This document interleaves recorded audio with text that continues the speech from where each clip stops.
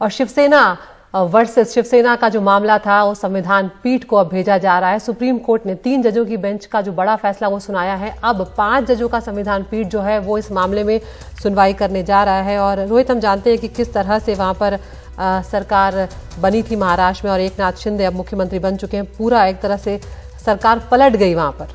जी, और अब ये मामला सिर्फ बड़ी पीठ को ही नहीं बल्कि इसमें एक तरीके से संवैधानिक सवाल को लेकर के जवाब तलाशा जाएगा कि भाई अब इस वक्त शिवसेना के अधिकारों से लेकर के उन तमाम चीज़ों को परखा जाएगा कि जिन पर भारतीय निर्वाचन आयोग के जो नियम हैं वो किस तरीके से लागू हो रहे हैं और किस तरीके से उन्हें यहाँ उन परिप्रेक्ष्य में देखा जाए। बड़ा फैसला है, 5 जजों की संविधान पीठ इस पूरे मामले पर अब सुनवाई करेगी। यानी अब लंबे वक्त तक टल गया है मामला फिर से।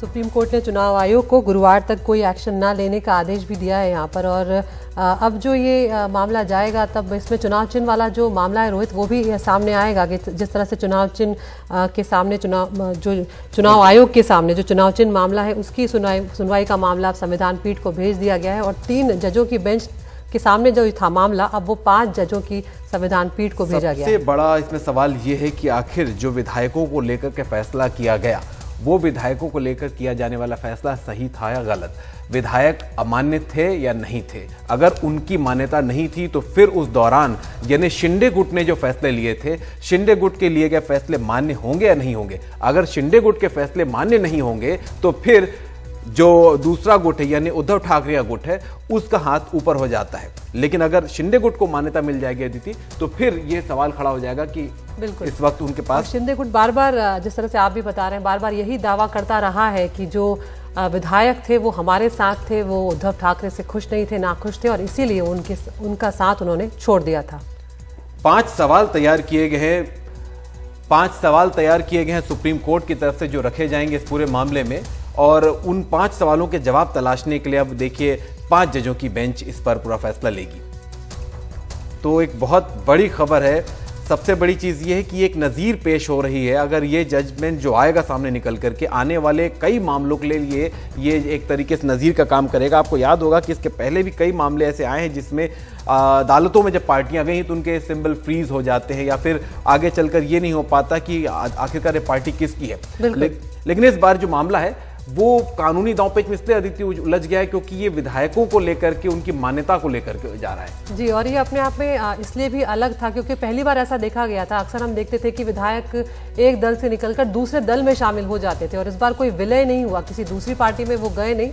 इसीलिए इस मामले में जो फैसला आएगा वो अपने आप में बहुत मायने रखेगा। आशीष भार्गव हमारे लीगल अफेयर्स एडिटर हमारे साथ जुड़ गए हैं।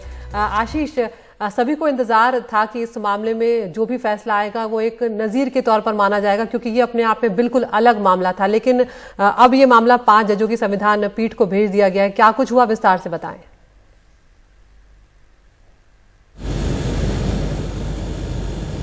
जी देखिए, सुप्रीम कोर्ट ने आज फैसला सुनाना था। सुप्रीम कोर्ट ने अपना फैसला सुनाया है और सीधे तौर पर 5 जजेस के संविधान पीठ को, 5 जजों के संविधान पीठ को इस मुद्दे को भेज दिया है। और यहाँ पर सवाल जो हैं 5 सवाल तैयार किए हैं और वही सवाल है कि किस तरीके से अयोग्यता की कार्रवाई आगे बढ़े, दल बदल कानून क्या कहता है, स्पीकर की शक्तियां क्या है और जब अयोग्यता की कार्रवाई चल रही हो तो जो अदालत है वो किस हद तक दखल दे सकती है, ये तमाम सवाल है। और फिर चुनाव आयोग का मुद्दा है कि अदालत में अगर कार्रवाई चल रही हो, इस मुद्दे पर अदालत सुनवाई कर रही हो तो क्या चुनाव आयोग आगे बढ़ सकता है, नहीं बढ़ सकता। ये तमाम इस मामले के ऐसे फैक्ट हैं जो पहले कभी ऐसी स्थिति नहीं आई थी। इसलिए 5 जजों के संविधान पीठ को ये मामला सौंपा है और काफी अहम है ऐसे मोड़ पर जब ये सुनवाई अब चलेगी संविधान पीठ में। यानी महाराष्ट्र में अगर देखा जाए तो राजनीतिक रूप से सरकार को कोई फिलहाल खतरा नहीं है, लेकिन चुनाव आयोग जो असली शिवसेना कौन है इस मुद्दे पर सुनवाई कर रहा है। एकनाथ शिंदे ने जो दावा किया है कि वो असली शिवसेना, इसलिए शिवसेना का जो चुनाव चिन्ह उनको दिया जाए, उस पर फिलहाल 2 दिन के लिए सुप्रीम कोर्ट ने रोक लगाई है। वो कार्रवाई नहीं होगी और परसों यानी गुरुवार को सुप्रीम कोर्ट का 5 जजों का संविधान पीठ बैठेगा और ये तय करेगा कि क्या चुनाव आयोग आगे सुनवाई करे इस मुद्दे पर या सुप्रीम कोर्ट के फैसले का इंतजार करे। क्योंकि यहाँ पर उद्धव ग्रुप की तरफ से कपिल सिब्बल अपीयर हुए थे और उन्होंने मांग की थी कि चुनाव आयोग बहुत तेजी से आगे बढ़ रहा है, इसलिए उसको रोका जाए क्योंकि मामला सुप्रीम कोर्ट में पेंडिंग है। तो अब परसों एक अहम सुनवाई इस मुद्दे पर होगी। जी, बहुत बहुत शुक्रिया आशीष इस पूरी जानकारी के लिए। यानी पूरा मामला अब और पेचीदा होता जा रहा है और खासकर इसमें अगर देखें तो कानूनी दांव पेच अब और उलझते हुए दिख रहे हैं।